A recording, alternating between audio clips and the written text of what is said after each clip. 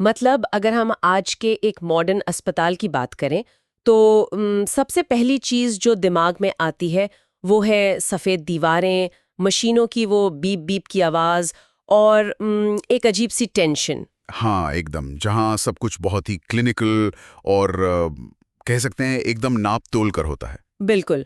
और जब किसी को कोई सीरियस बीमारी होती है तो हमारी सारी उम्मीदें सिर्फ एक मेडिकल डायग्नोसिस पर टिकी होती हैं। ये प्रक्रिया लिटरली एक इंजीनियरिंग प्रॉब्लम की तरह काम करती है ना?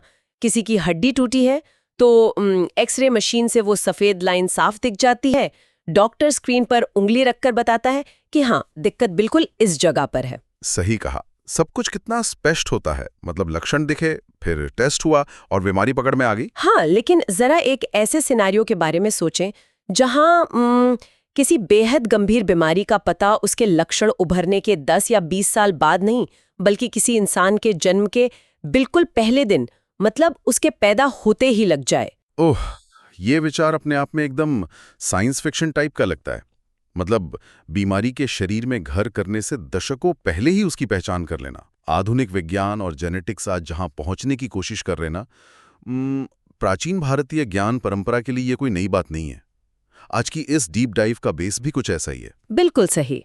तो आज हम जिस चीज का गहराई से विश्लेषण कर रहे हैं वो है एस.एन. पांडे जी के नोट्स, मेडिकल एस्ट्रोलॉजी, ग्रहों के प्रभाव और रोग निवारण। हम्म जब इन नोट्स को गहराई से पढ़ा जाता है तो ये समझ आता है कि प्राचीन भारतीय ऋषि जैसे पराशर, जैमिनी, सुश्रुत और चरक वो मानव शरीर और बीमारियों को किस बिल्कुल अलग नजरिए से देखते थे।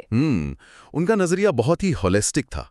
उनके लिए कोई भी बीमारी सिर्फ किसी बाहरी वायरस या बैक्टीरिया का अचानक हुआ हमला नहीं थी। वो इसे एक बहुत बड़े सिस्टम का हिस्सा मानते थे। एक ऐसा सिस्टम जहां इंसान के कर्म और ब्रह्मांड के ग्रह आपस में एक दूसरे से जुड़े हुए हैं। ये स्रोत सामग्री सच में कई पुरानी धारणाओं को तोड़ती है। मतलब अगर आज के विज्ञान की तरह बीमारियां सिर्फ बायोलॉजिकल या जेनेटिक नहीं हैं, तो इन प्राचीन पद्धतियों के अनुसार आखिर बीमारी की असली जड़ है क्या? इस सवाल की जड़ तक जाने के लिए ना हमें एक बहुत ही फंडामेंटल प्राचीन सिद्धांत को समझना होगा। इन नोट्स में एक संस्कृत श्लोक का बहुत विशेष रूप से उल्लेख किया गया है। पूर्व जन्म कृतम पापम व्याधि रूपेण जायते। इसका मतलब शायद पिछले जन्म के कर्मों से जुड़ा है। बिल्कुल। इसका सीधा सा अर्थ यह है कि इंसान के पिछले जन्मों के जो कर्म हैं, जिन्हें कई बार पाप भी कहा जाता है, वे ही इस जन्म में शारीरिक और मानसिक बीमारियों के रूप में सामने आते हैं। मेडिकल एस्ट्रोलॉजी बेसिकली ये मानकर चलती है कि इस पूरे ब्रह्मांड में कोई भी बीमारी अचानक, अकारण या बिना किसी लॉजिक के पैदा नहीं होती, राइट? हाँ, बिना किसी ठोस वजह के पैदा नहीं होती। पर रुको, मुझे यहाँ एक बहुत स्वाभाविक सी उलझन है। जब हम कहते हैं कि जेनेटिक बीमारियां या अचानक होने वाले रोग पिछले जन्म के पाप हैं, तो क्या ये प्राचीन समाज का एक तरह का सुविधाजनक बहाना नहीं लगता? बहाना मतलब आप किस सेंस में कह रही हैं? मतलब मेरा पॉइंट ये है कि उस जमाने में उनके पास माइक्रोस्कोप या जेनेटिक टेस्टिंग मशीनें तो थी नहीं, तो जो चीज उनको बायोलॉजिकली समझ में नहीं आई उसे बस पिछले जन्म का कर्म बता दिया। क्या ये सिर्फ एक थियोरी नहीं है? ये एक बहुत ही तार्किक संदेह है और सतह से देखने पर यह बिल्कुल ऐसा ही लगता है कि ये कोई अंधविश्वास है या लोगों में डर पैदा करने वाली बात है। लेकिन अगर हम इस दर्शन की गहराई में जाएं तो ये सिर्फ एक बहाना नहीं है, बल्कि ये कारण और परिणाम यानी कॉज एंड इफेक्ट का एक बहुत ही जटिल विज्ञान है। अच्छा, तो ये कॉज एंड इफेक्ट काम कैसे करता है? इसे समझने के लिए हमें ये देखना होगा कि श्रोत कर्म को 3 अलग-अलग प्रकारों में कैसे बांटता है। सबसे पहला है संचित कर्म। संचित यानी जो इकट्ठा किया गया है, जो स्टोर किया है। हाँ, बिल्कुल। इसे एक विशाल गोदाम या किसी बहुत बड़े बैंक रिजर्व की तरह देखा जा सकता है। ये वो कर्म हैं जो किसी चेतना या आत्मा ने अनादि काल से अपने कई जन्मों में इकट्ठा किए हैं। मतलब ये इतना सारा है कि एक जीवन में भोगा ही नहीं जा सकता। एकदम सही। तो दूसरा प्रकार आता है प्रारब्ध कर्म। ये उस विशाल गोदाम में से निकाला गया वो हिस्सा है जो इस वर्तमान जन्म में फल देने के लिए तैयार है। तो मतलब ये एक तरह से इस जीवन की पटकथा या स्क्रिप्ट है। हाँ, स्क्रिप्ट कह सकते हैं। और तीसरा है क्रियामाण कर्म, यानी वे कर्म जो इंसान अभी इस वर्तमान क्षण में इस लाइफ में कर रहा है। तो अगर मैं इस कॉन्सेप्ट को आज की बीमारियों से जोड़कर देखूं, जो बीमारियां आज किसी इंसान को घेर रही हैं, वो असल में उसका प्रारब्ध कर्म है, वो हिस्सा जो उसने अपने ही पुराने संचित कर्मों के बैंक से विड्रॉ किया है। सही कहा आपने। और यहीं पर एलोपैथी यानी हमारी आज की मॉडर्न मेडिसिन और मेडिकल एस्ट्रोलॉजी का नजरिया बिल्कुल अलग हो जाता है। वो कैसे? देखिए, आधुनिक चिकित्सा विज्ञान तब हरकत में आता है जब बीमारी के लक्षण शरीर पर हावी होने लगते हैं, जब दर्द होता है या जब टेस्ट रिपोर्ट में कोई गड़बड़ी आती है। लेकिन ज्योतिष विज्ञान का दावा है कि वो जन्म के समय ही संभावित रोगों की भविष्यवाणी कर सकता है। क्योंकि वो जन्म के समय ही उस प्रारब्ध कर्म को पढ़ लेता है। बिल्कुल, वो उस प्रारब्ध कर्म के नक्शे को ग्रहों की स्थिति के माध्यम से पहले ही डिकोड कर लेता है। तो क्या हम ये कह सकते हैं कि अगर आधुनिक चिकित्सा एक फायर ब्रिगेड की तरह है, जो इमारत में आग लगने और धुआं उठने के बाद सायरन बजाती हुई उसे बुझाने आती है, तो मेडिकल एस्ट्रोलॉजी उस पूरी व्यवस्था में एक स्मोक डिटेक्टर की तरह काम करने की कोशिश कर रही है। एक स्मोक डिटेक्टर? हाँ, मतलब जो आग की लपटें उठने से बहुत पहले ही अलार्म बजा दे कि भाई यहाँ कोई चिंगारी सुलग रही है। ये एक बहुत ही दिलचस्प तरीका है इसे देखने का। वो स्मोक डिटेक्टर इंसान की जन्म कुंडली ही है। जब किसी का जन्म होता है, उस विशिष्ट समय और स्थान पर आकाश में ग्रहों की जो स्थिति होती है, वो दरअसल उसके प्रारब्ध कर्मों का एक ब्लूप्रिंट होती है। क्या बात है! हाँ, और प्राचीन ऋषि मुनि सिर्फ एक ही विषय के जानकार नहीं होते थे। वे ज्योतिष, आयुर्वेद और योग, इन तीनों विज्ञानों में एक साथ एक्सपर्ट होते थे। वे इस ब्लूप्रिंट को पढ़कर ये अनुमान लगा सकते थे कि जीवन के किस दशक में बीमारी आएगी, वो शरीर के किस अंग को अपना निशाना बनाएगी और क्या वो आसानी से ठीक हो जाएगी या प्राणघातक होगी। अब कर्म के सिद्धांत का लॉजिक तो समझ आता है, भले कोई उस पर यकीन करे या ना करे, लेकिन एक बहुत बड़ा गैप अभी भी मुझे महसूस हो रहा है। ये स्मोक डिटेक्टर आखिर काम कैसे करता है? मतलब एक भौतिक शरीर और लाखों किलोमीटर दूर अंतरिक्ष में मौजूद एक गैस के गोले या चट्टानी ग्रह के बीच कोई तार कैसे जुड़ सकता है? ये सवाल अक्सर पूछा जाता है। हाँ, मतलब ये ग्रह शरीर की बीमारियों को कंट्रोल कैसे कर सकते हैं? इसका जवाब इस बात में छिपा है कि ये पूरा सिस्टम इंसान और ब्रह्मांड को अलग-अलग एंटिटी नहीं मानता।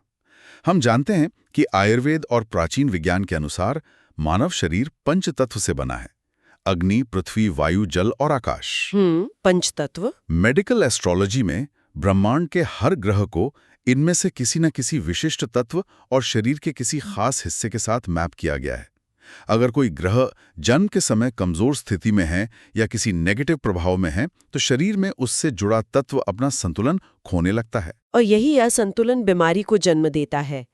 क्या हम इन तत्वों और ग्रहों के कनेक्शन को थोड़े ठोस उदाहरणों से समझ सकते हैं? बिल्कुल। चलिए, अग्नि तत्व का उदाहरण लेते हैं। इसका सीधा संबंध सूर्य और मंगल से माना गया है। शरीर में अग्नि का काम क्या है? ऊर्जा देना और शायद पाचन तंत्र को चलाना। एकदम सही। और रक्त का प्रवाह बनाए रखना भी। तो अगर किसी के चार्ट में ये ग्रह कमजोर हैं, तो उस इंसान में जीवन ऊर्जा की कमी होगी, उसका पाचन कमजोर होगा और उसे हृदय या ब्लड प्रेशर से जुड़ी समस्याएं हो सकती हैं। ओह, समझ रही हूँ। वहीं दूसरी तरफ पृथ्वी तत्व का संबंध बुध ग्रह से है। पृथ्वी तत्व शरीर में गंध और भारीपन से जुड़ा है। अगर बुध प्रभावित है, तो गंध पहचानने की शक्ति कमजोर हो सकती है। अच्छा, और आजकल जिस तरह से जोड़ों के दर्द, गठिया और सांस की बीमारियों के मामले इतने बढ़ रहे हैं, उनका संबंध किस तत्व से है? सीधे तौर पर वायु और जल तत्व से जुड़े हैं। वायु तत्व का संबंध शनि ग्रह से है। शनि को एक ठंडा और धीमा ग्रह माना जाता है। आयुर्वेद में इसे वात दोष से जोड़कर देखा जाता है। वात मतलब गैस या वायु? हाँ, तो जब शनि का नकारात्मक प्रभाव शरीर की वायु को दूषित करता है, तो इंसान को गठिया, जोड़ों का दर्द और नसों से जुड़ी गंभीर तकलीफें होती हैं। और जल तत्व? जल तत्व की बात करें तो ये चंद्रमा से जुड़ा है। मानव शरीर का लगभग 70% हिस्सा पानी ही तो है। हाँ, साइंस भी यही कहता है। इसलिए शरीर पर चंद्रमा का प्रभाव बहुत गहरा माना गया है। जब चंद्रमा कमजोर होता है, तो कफ दोष बढ़ता है। इंसान को बार बार सर्दी, जुकाम, खांसी और शरीर के तरल पदार्थों से जुड़े विकार घेरने लगते हैं। एक तरह से देखा जाए तो तत्वों को ग्रहों से जोड़ने का ये सिस्टम काफी लॉजिकल लगता है। लेकिन शरीर में हर इंसान की ताकत अलग होती है ना। मौसम बदलते ही कोई तुरंत बिस्तर पकड़ लेता है और कोई कड़ाके की ठंड में भी बाहर दौड़ लगा रहा होता है, बिल्कुल। जिसे हम आज की भाषा में इम्यूनिटी कहते हैं, उसे इस प्राचीन सिस्टम में कैसे मापा जाता है? इम्यूनिटी के लिए मेडिकल एस्ट्रोलॉजी में मुख्य रूप से लग्न और लग्नेश का अध्ययन किया जाता है। ये लग्न क्या होता है? किसी भी जन्म कुंडली का जो सबसे पहला घर या भाव होता है उसे लग्न कहते हैं।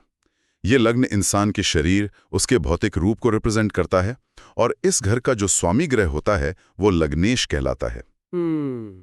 विश्लेषण ये स्पष्ट करता है कि अगर कुंडली में लग्न और लग्नेश बलवान स्थिति में है तो इंसान की इम्यूनिटी प्राकृतिक रूप से बहुत मजबूत होगी। वो आसानी से किसी इन्फेक्शन का शिकार नहीं होगा। और अगर ये लग्नेश किसी वजह से कमजोर हो जाए? तब शरीर का रक्षा कवच टूट जाता है। अगर लग्नेश कुंडली के छठे भाव में चला जाए, जिसे पारंपरिक रूप से रोग का भाव कहा जाता है, या वो 8वें भाव में हो जो मृत्यु और गहरे कष्ट का भाव है, या शायद 12वें भाव में, मैंने सुना है वो भी अच्छा नहीं होता। हाँ बिल्कुल, 12वां भाव जो हानि का भाव है, अगर लग्नेश वहां हो तो वो इंसान लगातार बीमारियों से जूझता है। उसका शरीर आंतरिक रूप से रोगों से लड़ने में सक्षम नहीं रह पाता। यहाँ तक तो तत्वों का संतुलन और इम्यूनिटी का विज्ञान काफी स्पष्ट है, लेकिन इन नोट्स के हिस्से में कुछ ऐसे दावे किए गए हैं जो थोड़े अजीब, बल्कि सच कहूं तो काफी हैरान करने वाले हैं। आप विशिष्ट कर्मों वाली सूची की बात कर रही हैं? हाँ बिल्कुल, इसमें विशिष्ट कर्मों या पापों की एक पूरी लिस्ट दी गई है और बताया गया है कि उनसे कौन सी बीमारी होती है। मतलब उदाहरण के लिए लिखा है कि अगर किसी ने पिछले जन्म में तेल चुराया है तो इस जन्म में उसे त्वचा के रोग होंगे। हाँ। इसी को धोखा देने पर कुष्ठ रोग यानी लेप्रेसी हो सकती है, और अगर किसी ने महिलाओं के साथ दुर्व्यवहार किया है तो उसे कैंसर जैसी भयानक बीमारी हो सकती है। हाँ, इन विशिष्ट कर्मों और उनसे उत्पन्न होने वाले रोगों का उल्लेख नोट्स में बहुत प्रमुखता से किया गया है। लेकिन क्या ये सब बहुत ही ज्यादा फेटालिस्टिक और डरावना नहीं है? मतलब पिछले जन्म में तेल चुराने की वजह से आज कोई चर्म रोग से तड़प रहा है, ये बात सुनने में ऐसी लगती है जैसे किसी को गिल्ट या अपराध बोध से दबाने की कोशिश की जा रही हो। ये रिएक्शन बहुत स्वाभाविक है। क्या ये सब पहले से पत्थर की लकीर की तरह तय हो चुका है? अगर हर बीमारी पिछले जन्म के किसी पाप का ही सजा पत्र है तो इंसान के अपने हाथ में क्या बचा है? क्या इसमें कुछ भी सुधारने की कोई गुंजाइश है भी या नहीं? आपकी ये उलझन बहुत लाजमी है। जब कोई इसे पहली बार सुनता है तो ये एकदम फेटालिस्टिक ही लगता है, लेकिन मेडिकल एस्ट्रोलॉजी का मूल उद्देश्य इंसान को लाचार महसूस कराना बिल्कुल नहीं है। तो फिर इन बातों का क्या मतलब है? नहीं, तेल चुराना किसी के संसाधनों पर कब्जा करने या किसी की सुरक्षा को कमजोर करने का प्रतीक हो सकता है। महिलाओं से दुर्व्यवहार प्रकृति की रचनात्मक ऊर्जा के अपमान का प्रतीक है।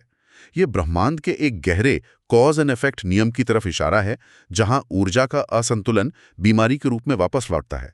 और सबसे महत्वपूर्ण बात, ये कोई पत्थर की लकीर नहीं है। मतलब ये जन्म कुंडली कोई बंद जेल नहीं है जिसमें इंसान बस अपनी सजा काट रहा है? बिल्कुल भी नहीं। याद है हमने शुरुआत में क्रियामान कर्म की बात की थी? हाँ, जो हम अभी कर रहे हैं। एकदम, वे कर्म जो इंसान वर्तमान में अपने आचरण, अपने विचारों और अपने फैसलों से बना रहा है।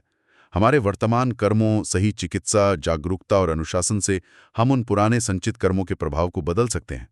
चार्ट सिर्फ एक पॉसिबिलिटी या संभावना दिखाता है, वो इंसान को मजबूर नहीं करता। ये सुनकर सच में काफी राहत मिलती है। अब इस दार्शनिक बहस से निकलकर थोड़े प्रैक्टिकल और रियल लाइफ उदाहरणों की तरफ मुड़ते हैं।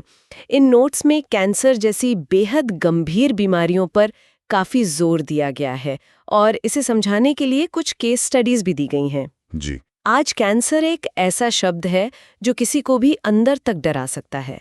ज्योतिष इस बीमारी की संरचना को कैसे डिकोड करता है? विश्लेषण में एक बात बहुत साफ तौर पर उभरी है कि कैंसर जैसी जटिल बीमारी के लिए कोई एक अकेला ग्रह जिम्मेदार नहीं हो सकता। ये कई ग्रहों के नकारात्मक संयोजनों का परिणाम होता है।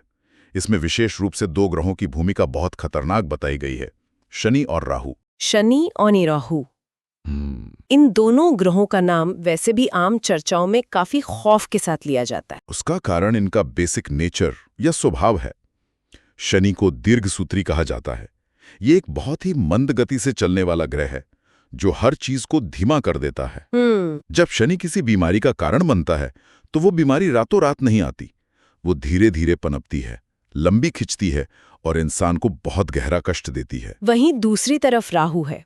राहु को संक्रमण, विष और शरीर में होने वाली अचानक और अनियंत्रित वृद्धि का कारक माना गया है। तो जब ये दोनों मिल जाते हैं तब स्थिति बहुत गंभीर हो जाती है। जब शरीर के किसी हिस्से पर शनि की धीमी मार और राहु का अनियंत्रित संक्रमण एक साथ असर करते हैं, तो वहां की कोशिकाएं अपना संतुलन पूरी तरह खो देती हैं और वो स्थिति कैंसर का रूप ले लेती है। इस संदर्भ में नोट्स में एक बहुत ही जानी मानी ऐतिहासिक केस स्टडी दी गई है, रामकृष्ण परमहंस जी की। इतिहास गवाह है कि उन्हें गले और मुख का भयानक कैंसर हुआ था। उनके मामले में ग्रहों का ये पूरा जाल किस तरह काम कर रहा था? रामकृष्ण परमहंस जी की जन्म कुंडली इस प्राचीन विज्ञान को समझने के लिए एक क्लासिक उदाहरण है। नोट्स के अनुसार उनका जन्म कुंभ लग्न में हुआ था। कुंभ लग्न मतलब एक्वेरियस। इसका स्वामी कौन होता है? कुंभ लग्न का स्वामी स्वयं शनि होता है। इसका मतलब है कि उनके शरीर और उनकी रोग प्रतिरोधक क्षमता का मुख्य जिम्मेदार ग्रह शनि था। लेकिन उनकी कुंडली में वही लग्नेश शनि उल्टी चाल चलता हुआ, यानी वक्री होकर 8वें भाव में बैठा था। 8वां भाव, जिसके बारे में हमने बात की थी कि ये मृत्यु और लंबे कष्ट का घर होता है। बिल्कुल, शरीर के रक्षक का खुद कष्ट के भाव में चले जाना शरीर की मूल बुनियाद को ही कमजोर कर देता है। लेकिन स्थिति केवल यहीं खराब नहीं हुई। उनका छठा भाव, जो रोग और दुश्मनों का भाव है, उसका स्वामी उठकर सीधे लग्न में यानी शरीर के भाव में आकर बैठ गया। मतलब बीमारी सीधे शरीर के घर में आ गई। हाँ, इसके अलावा उनकी कुंडली में मुख और गले का जो स्थान था, उस पर कई नकारात्मक ग्रहों की दृष्टि थी। इस पूरे कॉम्बिनेशन ने उनके शरीर के उस विशेष हिस्से को निशाना बनाया और इम्यूनिटी कमजोर होने के कारण मुख के कैंसर ने उन्हें घेर लिया। ये सच में रोंगटे खड़े कर देने वाला है कि कैसे अलग अलग घर, उनके स्वामी और ग्रहों की दृष्टियां एक साथ मिलकर किसी इंसान की मेडिकल कंडीशन का एक पूरा नक्शा तैयार कर रही हैं। नोट्स में कुछ अन्य प्रकार के कैंसर का भी तो जिक्र है ना? जी, आंतों के कैंसर और ब्रेस्ट कैंसर का भी विस्तार से वर्णन किया गया है। आंतों के कैंसर के लिए बताया गया है कि कुंडली का 5वां भाव छोटी आंत को और छठा भाव बड़ी आंत को दर्शाता है। अगर इन भावों के स्वामी कमजोर हों और राहु या शनि जैसे क्रूर ग्रहों के प्रभाव में हों, तो आंतों में ट्यूमर या कैंसर होने की आशंका बढ़ जाती है। इसी तरह ब्रेस्ट कैंसर के मामले में चंद्रमा की भूमिका बहुत अहम होती है। चंद्रमा की? वो क्यों? क्योंकि चंद्रमा शरीर के तरल पदार्थों और नारीत्व का कारक है। जब किसी कुंडली में चंद्रमा, केतु या मंगल जैसे क्रूर ग्रहों से बुरी तरह पीड़ित होता है, तो ब्रेस्ट कैंसर जैसे रोग पनपने का बहुत ज्यादा खतरा होता है। अब यहाँ मैं एक बहुत ही सीधा और शायद कड़वा सवाल पूछना चाहती हूँ। मान लीजिए कि किसी व्यक्ति के चार्ट में शनि और राहु दोनों बहुत ही खतरनाक स्थिति में बैठे हैं। उसका लग्न भी कमजोर है और 8वें भाव में भी बड़ी समस्या है। तो क्या ये एक तरह का मेडिकल डेथ सेंटेंस है? ये एक बहुत ही जरूरी सवाल है। मतलब क्या ये मान लिया जाए कि किस्मत ने मुहर लगा दी है कि ये इंसान अब तड़प कर ही जाएगा, या क्या इस नियति को चकमा देने का कोई रास्ता भी मौजूद है? ये चर्चा का शायद सबसे महत्वपूर्ण हिस्सा है और मैं कहूँगा कि इसका जवाब बहुत ही आशावादी है। नहीं, ये बिल्कुल भी कोई डेथ सेंटेंस नहीं है। जैसा कि मैंने पहले भी स्पष्ट किया, ग्रह हमारे भाग्य के निरंकुश तानाशाह या डिक्टेटर नहीं है। तो वो क्या है? वे केवल सूचक हैं, एक तरह के इंडिकेटर हैं। वे हमें बस ये बताते हैं कि जीवन की सड़क पर आगे एक बहुत ही खतरनाक मोड़ आने वाला है। अच्छा, मतलब एक वार्निंग साइन की तरह। बिल्कुल। अगर इंसान सही समय पर ब्रेक लगा ले, अपनी दिशा थोड़ी सी बदल ले और सही उपचार करें, तो उस दुर्घटना को टाला जा सकता है या कम से कम उसके असर को बहुत हद तक कम किया जा सकता है। और यहीं से ज्योतिषीय उपचार यानी रेमेडीज की शुरुआत होती है। तो ये उपाय असल में काम कैसे करते हैं? क्या कोई विशेष धातु की अंगूठी पहन लेने से शरीर के अंदर पनप रहा ट्यूमर अचानक बढ़ना रुक सकता है? मतलब क्या ये इतना सीधा और जादुई है? इसे इस तरह जादुई नजरिए से देखना गलत होगा। इन नोट्स के अनुसार ज्योतिषीय उपचार का मुख्य उद्देश्य केवल भौतिक शरीर के रोग को रातों रात मिटाना नहीं है। इसका असली लक्ष्य शरीर और मन के आसपास जो नेगेटिव ऊर्जा का घेरा बन गया है, उसे तोड़ना है। एनर्जी फील्ड को बदलना। हाँ, आयुर्वेद और योग दोनों मानते हैं कि मन और शरीर आपस में गहराई से जुड़े हुए हैं। जब इंसान मानसिक रूप से शांत और सकारात्मक होता है, तो उसके शरीर की खुद को हील करने की यानी खुद को ठीक करने की क्षमता कई गुना बढ़ जाती है। तो इन प्राचीन नोट्स के अनुसार सबसे प्रभावी और सबसे कारगर उपाय किन्हें माना गया है? सबसे उच्च स्थान पर दान को रखा गया है। दान को इतना प्रभावी इसलिए माना जाता है क्योंकि ये सीधे तौर पर कर्म के उस पुराने और भारी बोझ पर वार करता है। दान मतलब चैरिटी? हाँ, जब कोई व्यक्ति निस्वार्थ भाव से कुछ देता है तो वो एक तरह से उस नकारात्मक कर्म की ग्रंथि को ढीला कर रहा होता है। इसमें तुला दान का विशेष महत्व बताया गया है, जहाँ इंसान के वजन के बराबर अन्न, धातु या उपयोगी वस्तुएं दान की जाती हैं। और एक छाया दान का भी जिक्र था ना? बिल्कुल। छाया दान में व्यक्ति सरसों के तेल या घी में अपना चेहरा देखता है और फिर उसे दान कर देता है। वाओ, ये छाया दान वाला विचार तो मनोवैज्ञानिक रूप से बहुत शक्तिशाली लगता है। ऐसा लग रहा है जैसे कोई इंसान अपनी बीमारी, अपने कष्ट और अपने डर को उस तेल में देखकर उसे शारीरिक और मानसिक रूप से अपने आप से अलग कर रहा है। ये एक बेहतरीन साइकोलॉजिकल रिलीज की तरह काम करता होगा। एकदम सही पकड़ा आपने। ये मनोविज्ञान और ऊर्जा का एक मिला-जुला विज्ञान है। इसके अलावा विशिष्ट ग्रहों के नकारात्मक प्रभाव को शांत करने के लिए प्रकृति की मदद भी ली जाती है, जैसे जड़ी बूटियों और धातुओं का उपयोग। इसके कुछ उदाहरण दे सकते हैं? जरूर। प्राचीन समय में यह माना जाता था कि हर चीज की अपनी एक फ्रीक्वेंसी या कंपन होता है। अगर सूर्य कमजोर होने के कारण हृदय की बीमारी हो रही है तो बैल के पेड़ की जड़ धारण करने को कहा जाता था, क्योंकि उसकी ऊर्जा सूर्य से मेल खाती है।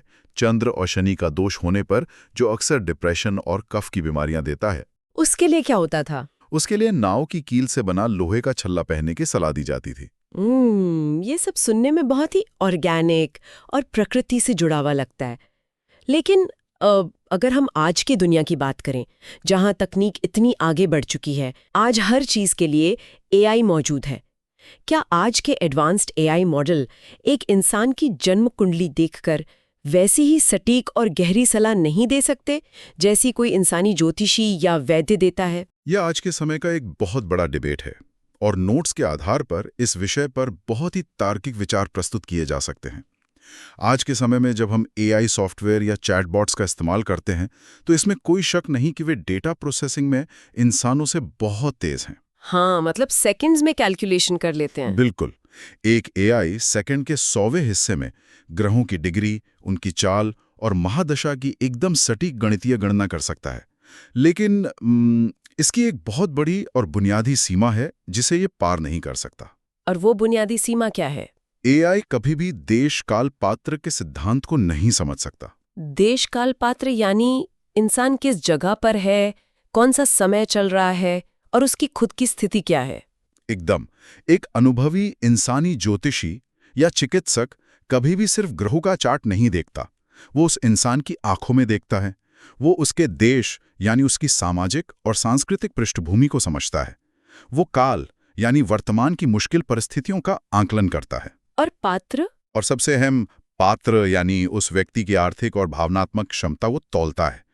एआई ये नहीं समझ सकता कि एक दिहाड़ी मजदूर को नीलम पहनने की सलाह देना पूरी तरह से अव्यावहारिक है। हाँ, वो अफोर्ड ही नहीं कर सकता। यही बात है। एक इंसान जो मौत के डर से कांप रहा है, उसे एक ऐसे भावनात्मक सहारे और काउंसलिंग की जरूरत होती है जो कोई भी मशीन अपने एल्गोरिदम से पैदा नहीं कर सकती। ये बात बिल्कुल सही है। ये तो कुछ वैसा ही हुआ जैसे आज का मेडिकल एआई इंटरनेट पर मौजूद वेबएमडी की तरह बर्ताव करता है। मतलब किसी ने सर्च किया कि उसे हल्का सा सिरदर्द और थकान है और एआई ने तुरंत बिना कोई कॉन्टेक्स्ट जाने ये निष्कर्ष निकाल दिया कि उसे ब्रेन ट्यूमर हो सकता है। हाँ, ऐसा बहुत होता है। उसने इंसान को डरा के रख दिया, जबकि एक अच्छा डॉक्टर या ज्योतिषी उस व्यक्ति की नब्ज पकड़ेगा, उसका काम का तनाव देखेगा और उसे हौसला देगा कि भाई ये सिर्फ मौसम या थकान का असर है। संदर्भ के बिना कोई भी डेटा खतरनाक हो सकता है। ये एक बहुत ही सटीक उदाहरण है। एआई हमें कच्चा डेटा और जानकारी दे सकता है, लेकिन उस जानकारी का सही इस्तेमाल करने का विवेक और इंसान का दर्द समझने की करुणा सिर्फ एक इंसान के पास ही हो सकती है। तो अगर हम इस पूरे विस्तृत विश्लेषण को समेटना चाहें तो इन नोट्स से निकलने वाला सबसे बड़ा और अहम निष्कर्ष क्या है? सबसे बड़ा निष्कर्ष ये है कि मेडिकल एस्ट्रोलॉजी इंसान को सिर्फ अंगों और कोशिकाओं का एक ढांचा नहीं मानती। ये शरीर, मन और आत्मा को एक साथ देखने का एक समग्र दृष्टिकोण या होलिस्टिक अप्रोच है। ये हमें ये सिखाती है कि ग्रह किसी तानाशाह की तरह हमारी बीमारियों को कंट्रोल नहीं कर रहे हैं। वे महज एक दर्पण हैं जो हमारी अपनी ही प्रवृत्तियों और हमारे कर्मों की दिशा दिखा रहे हैं। अगर कोई भी इंसान उचित जीवन शैली अपनाए, सही परामर्श ले और सबसे बढ़कर अपने मन को सकारात्मक रखे, तो वो किसी भी नकारात्मक भविष्यवाणी के असर को पलट सकता है। और ये समझना सुनने वालों के लिए इसलिए भी बहुत जरूरी है क्योंकि आज हम सूचनाओं के विस्फोट वाले युग में जी रहे हैं। अक्सर हम मान लेते हैं कि स्वास्थ्य महज एक बायोलॉजिकल घटना है। एक वायरस शरीर में घुसा और हम बीमार पड़ गए, बस बात खत्म। हाँ, ये बहुत ही सतही सोच है। बिल्कुल, लेकिन ये प्राचीन ज्ञान हमें याद दिलाता है कि हमारा स्वास्थ्य हमारे विचारों, हमारे रहन सहन, हमारे कर्मों और इस पूरे ब्रह्मांड के चक्र के साथ हमारे तालमेल का एक बहुत गहरा प्रतिबिंब है। अगर तालमेल बिगड़ा तो बीमारी आएगी ही। एकदम सही। और जब किसी इंसान को इस गहरे संबंध का एहसास हो जाता है तो बीमारी को लेकर उसका जो एक बुनियादी डर है ना, वो काफी हद तक खत्म हो जाता है। तब बीमारी सजा नहीं बल्कि शरीर को वापस संतुलन में लाने का एक संकेत बन जाती है। क्या बात है। आज की ये चर्चा एक ऐसे विचार के साथ खत्म करते हैं जो इन सभी बातों से निकलकर सामने आता है। हमने शुरुआत में कहा था कि ये प्राचीन पद्धति एक स्मोक डिटेक्टर की तरह है जो बीमारी को पैदा होने से पहले ही माप लेती है। जी। जरा सोचने वाली बात है कि आने वाले कल का मेडिकल साइंस सिर्फ मशीनों पर निर्भर न रहे। कल्पना कीजिए, क्या हो अगर भविष्य के किसी बेहद एडवांस्ड अस्पताल के लेबर रूम में, जहां जन्म लेते बच्चे को आधुनिक डॉक्टर अपनी मशीनों से चेक कर रहे हों, वहीं पास खड़ा एक व्यक्ति प्राचीन ज्योतिष के आधार पर उस बच्चे के पूरे जीवन का स्वास्थ्य ब्लूप्रिंट तैयार कर रहा हो। विज्ञान और प्राचीन ज्ञान का वो संगम हमारे जीवन, बीमारियों और स्वास्थ्य को देखने का पूरा नजरिया ही बदल देगा। क्या हम सब उस भविष्य की ओर बढ़ रहे हैं? इस पर जरूर विचार कीजिएगा।